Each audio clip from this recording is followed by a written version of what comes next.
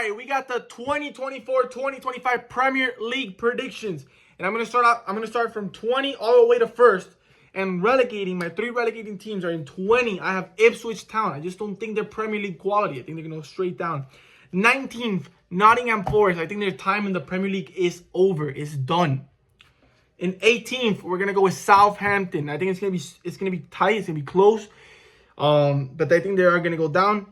With 17th, Leicester City. Leicester barely scrape staying in the Premier League. I think them losing their coach and losing a few key players, I think will hurt them a little bit. But I think they'll be fine. I think they will survive and stay in the Premier League.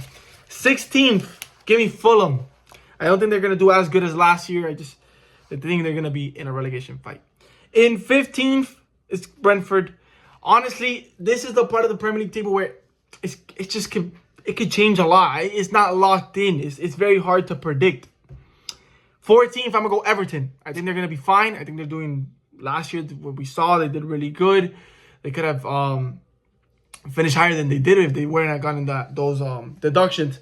But I think they'll finish 14th. 13th, Bournemouth. It's crazy to say that Bournemouth are locked in to stay in the Premier League. I think they'll be fine. I like what they have going on. It's funny. It's crazy because a few years ago they weren't sure. Now, they've done a good job with their project. In 12th, I'm going to go with Wolves. Honestly, I might be putting them a little bit too high, but I just, like I said, this part of the Premier League table, it could really alter. It could really change. I'm not locking it in that Wolves is going 12, but that's where I'm predicting them. 11th, Crystal Palace. For them losing Olise, I don't think it's a bad place for them to finish 11th. I think they'll do better than expected. They have a decent team going on. They haven't lost Guehi. They haven't lost Eze. So I think they'll be fine. In 10th, we got Brighton. This one was really hard to predict too because Brighton, they lost their coach, De Zerbi. So I don't know how this new guy's gonna come in. But Brighton have a magic touch with predicting. Not predicting, but choosing their coaches and buying players. I think they'll be fine. In 9th, Chelsea. I'm putting Chelsea nowhere near the European spots because I just don't like their business. I don't get what their transfer strategy is. They have 8 different goalkeepers. They can literally assemble 4 different completely teams.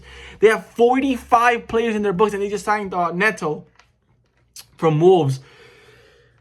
I don't get it. They sign a bunch of mediocre players. They're spending all this money when they should just be signing bigger, better, world-class players. They could have signed Victor Osimhen. I don't know what's going on with Lukaku. Is he staying? Is he going?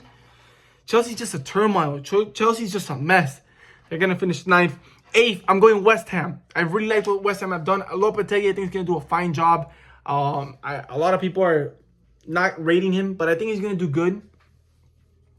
And they've signed some quality players. And I don't think the transfer business is done. I think they can get Todibo. They might hijack that deal from Juve, which would be a huge W for West Ham to get. I think Todibo's a world-class player with a lot of potential. And it sucks that he left Barca, but it is what it is.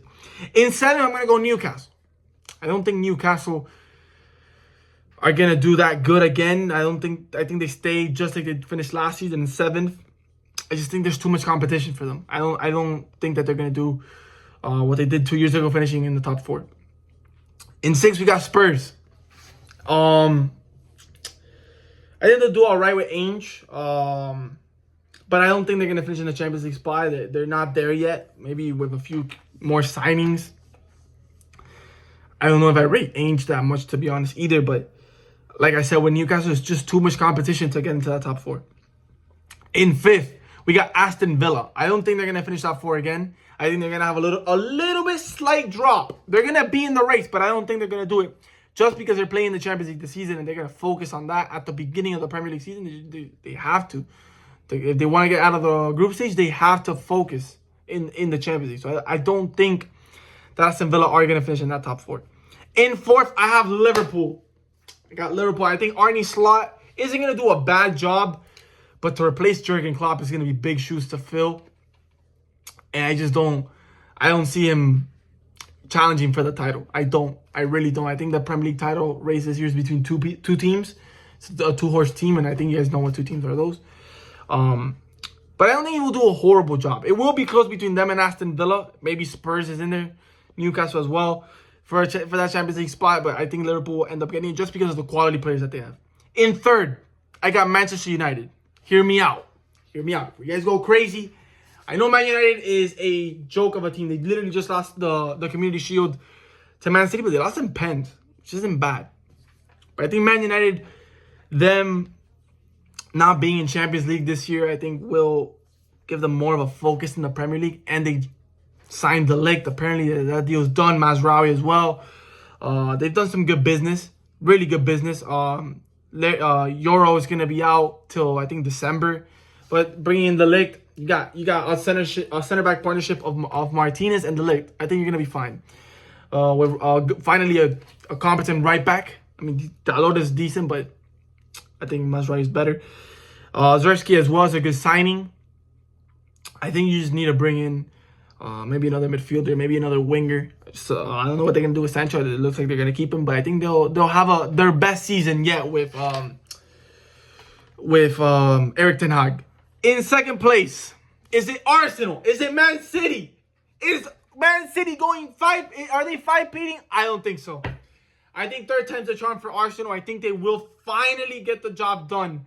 And I've never, since Guardiola's been at Man City, I have never picked for Man City to finish second. I've always said that I think Guardiola's winning the Prem. This Guardiola's last year. I think the players are at a point where they're just tired of winning. Not tired of winning the Prem, because who gets tired of winning? But they're just like, they don't see it as a big thing anymore. They've won 4 in a row. No other team has done that. Arsenal are hungry. I think they're going to be very focused on winning the Champions League. We're trying to win one more with Guardiola. One more Champions League Guardiola. I think that's going to be their main focus. And I think, Arsenal obviously are going to focus in the Champions League as well. But I just see Arsenal with the Calafiori signing, if they can bring in a striker, maybe an Ivan Toney. Maybe Alexander Isak. I'm not sure. But if you could do that, that'd be great. They need that striker. Gabriel Jesus, Kai Havertz. It's not good enough. It's not good enough for the striker position. Kai Havertz has been great for Arsenal, but I don't see it. Him being a starting Premier League striker that can win you the Prem. But I do think that Arsenal is going to do it. I think Arteta finally gets his Premier League trophy. And Arsenal fans, you finally celebrate winning the Prem. It will be close, though. It will be all the way until the final match day. I think it's not going to be that Arsenal walk the league. No. I think Arsenal are going to be... Man City are going to be right there behind Arsenal. But I think Arsenal are going to get the job done. So let me know. What do you guys think about my Premier League prediction? Should I never do a prediction again in my life? I'm not sure. Let me know in the comments. I'm going to obviously